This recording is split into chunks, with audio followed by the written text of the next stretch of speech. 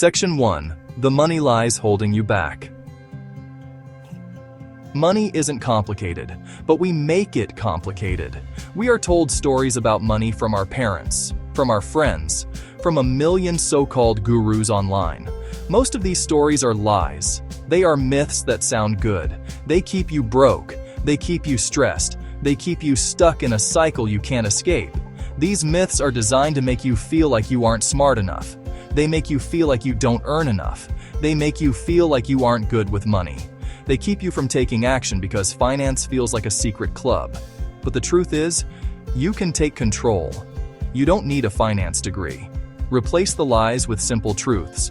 Take small, consistent actions. Let me tell you about Sarah. She was a designer earning a decent salary, but she was always stressed about money. She thought investing was like going to a casino, so she did nothing. This essay is your way out. We are going to expose 10 of the most common and destructive money lies. For each lie, I will show you the simple truth. Then, I will give you one specific, powerful action to take. It's time to start building the life you actually want. Let's get started. Section 1. Lie number 1. Budgeting is a prison. Let's start with the most persistent and damaging lie of all, that budgeting is a cage. That it's only for people who are bad with money, for the financially desperate, for losers. Where does this lie come from? It's whispered to us from every corner of our culture. We see it in movies where the wealthy hero never glances at a price tag. We scroll past it on social media, where curated feeds showcase a life of effortless consumption, with no mention of the savings plan that made it possible. The unspoken message is clear. If you have to track your money, you don't have enough of it. This myth paints a picture of a miserable person, hunched over a calculator, crying because they can't afford a $5 latte. It suggests that the very act of tracking your spending is an admission of failure, that you've already lost the game. So the word budget itself starts to feel toxic. It tastes like restriction, sacrifice, and an endless, joyless cycle of penny pinching. It feels like a life lived in black and white. You are told indirectly that smart, successful people don't need budgets. They just enough money to do whatever they want, whenever they want. Their financial lives are a magical, self-sustaining fountain of cash. This lie tells you that tracking your expenses is a sign of weakness, a private shame, a public admission that you are not in control of your finances. So what do? We hide. We avoid. We choose willful ignorance. This avoidance strategy feels easier in the moment, a temporary relief from the low-humming anxiety. But it's the very thing that keeps you broke, stressed, and trapped. It's a self-fulfilling prophecy. Section 2. The truth. A budget is your freedom plan. Now let's dismantle that lie and replace it with the powerful truth. A budget isn't a prison. It's a blueprint for your freedom. Let's stop using the word budget altogether. Let's call it what it really is. A conscious spending plan. It isn't about restriction. It's about intention. A good plan doesn't tell you that you can't have the latte. It gives you explicit, guilt-free permission to spend on the things you genuinely love. It encourages you to enjoy them even more because you know they're part of the plan. And the flip side of that coin? It requires you to be ruthless in cutting costs on the things you don't care about. The forgotten subscriptions, the mindless online shopping, the lunches you don't even remember eating. This isn't sacrifice, it's optimization. A conscious spending plan is a tool for aligning your money with your values. It asks you a simple, profound question. What kind of life do I want to live? And then it helps you direct your resources to build that exact life, dollar by dollar. So yes, use it on more lattes if that brings you daily joy. Use it on a fancy dinner to celebrate a win. Use it on a weekend trip to recharge. Use it to build a down payment for a house. Use it to aggressively pay down debt so you can finally breathe. Spend it without worry, without guilt. That is what a conscious spending plan does. It's a system that runs in the background, removing the guesswork, the stress, and the constant financial anxiety. It replaces chaos with clarity. So how do you escape the prison of the lie and step into the freedom of the truth? You don't need a complex spreadsheet or a 50-page document. You start with one small, powerful action. Simple action. Create a 3-line weekly budget. This isn't about changing your behavior yet. This is about gathering intelligence. For just 1 week, track only 3 numbers. First, your total income for the week. Everything that came in. Be precise. Second, your spending on fixed costs. These are the non-negotiables: rent or mortgage, utilities, scheduled debt payments, the big rocks you have to move each month. And third, your spending on everything else, from groceries to gas, coffee to clothes, streaming services to spontaneous purchases. Lump it all together for now. That's it. Just 3 numbers on a piece of paper. The goal here is not judgment. It is not to feel bad. It is simply data collection. You are a scientist observing your own financial life without emotion. You see, budgeting isn't the monster under your bed, waiting to punish you. It's the flashlight you use to prove there's no monster there at all. It illuminates the reality of your situation, showing you the clear path forward. By taking this one tiny, manageable step, you begin to dismantle the lie. You start taking back control. You are no longer a passive victim of your finances. You are an active participant. You are turning anxiety into action, and action into power. Section 3. Let's dismantle 2 of the most paralyzing lies that keep people trapped in financial stagnation. We'll start with lie number 2. Investing is just gambling. The second lie that keeps people poor is the deeply ingrained belief that investing is the same as gambling. We have all heard the horror stories, passed down like cautionary folklore. My uncle lost his retirement in the dot-com bust. My friend tried trading stocks and lost everything. The media amplifies this, plastering our screens with images of chaos and ruin whenever the market dips. The message they sell is clear and terrifying. The stock market is a dangerous, unpredictable casino where your hard-earned money can disappear overnight. It's a game rigged against you, where the house always wins. This lie is particularly effective because it preys on one of our most powerful emotions: the fear of loss. The pain of losing $100 feels twice as strong as the pleasure of gaining $100. So, faced with the perceived risk of the market, we choose the path of least emotional resistance, doing nothing.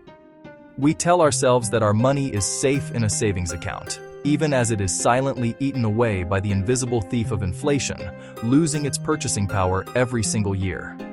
Consider Alex. For years he believed this lie. He saw his savings account barely grow and felt a gnawing anxiety about his future. But the horror stories he'd heard from his family about the stock market kept him paralyzed. To him, investing was a roll of the dice he couldn't afford to lose. But then he started to question the narrative. He learned the fundamental difference between speculating and investing. Gambling is a bet on a random outcome, a zero-sum game. For you to win, someone else must lose. Investing, on the other hand, is about owning a small piece of real productive businesses. You're not betting on a random number.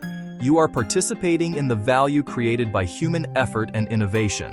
You are betting on human ingenuity, on our collective desire to build, improve, and create a better future. It's a bet on long-term economic growth. Section 4. Now for the lie that works in perfect, toxic harmony with the first one. Lie number 3. You need a lot of money to start. This lie is the ultimate excuse for procrastination. It paints a picture of investing as an exclusive club for the rich, a world of mahogany desks and 6-figure minimums.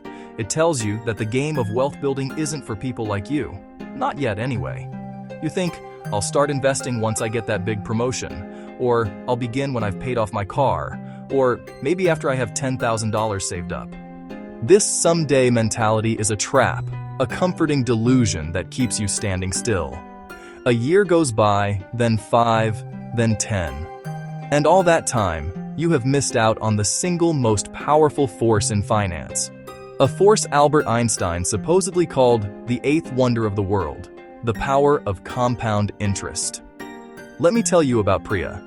She was a recent graduate, earning just enough to cover her rent and student loans. The idea of investing seemed laughable. What could she possibly invest? The change from her coffee budget? But she read about compounding and decided to try an experiment. She automated just $50 a month, less than a weekend of takeout, into a simple index fund. It felt insignificant, but she stuck with it.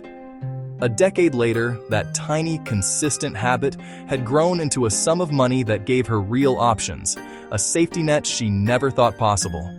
She didn't get rich overnight. She just got started. The truth is that you don't need a lot of money to start. You just need to start. Thanks to the magic of compound interest, your money starts earning returns, and then those returns start earning their own returns. Even small, consistent investments can grow into a substantial amount over time. A person who starts investing just $100 a month in their 20s can easily end up with more money than someone who starts investing $500 a month in their 40s. Why? Because the first person gave their money 2 extra decades to work for them. In the world of compounding, time is a more powerful variable than the initial amount. So here is your action step to shatter both of these lies forever. Start with just $25 this month. That's it. Not $2,000, not $200. $25. Open a low-cost index fund account with a reputable provider like Vanguard, Fidelity, or Schwab. These are not exclusive clubs. They are built for everyday people. Then, the most crucial part, set up an automatic transfer for that $25 to happen every single month without you having to think about it.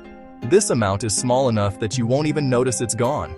It's probably less than a few coffees or a single lunch delivery. But it is not about the amount. It is about building the habit. It's about taking your first concrete step across the line from consumer to owner.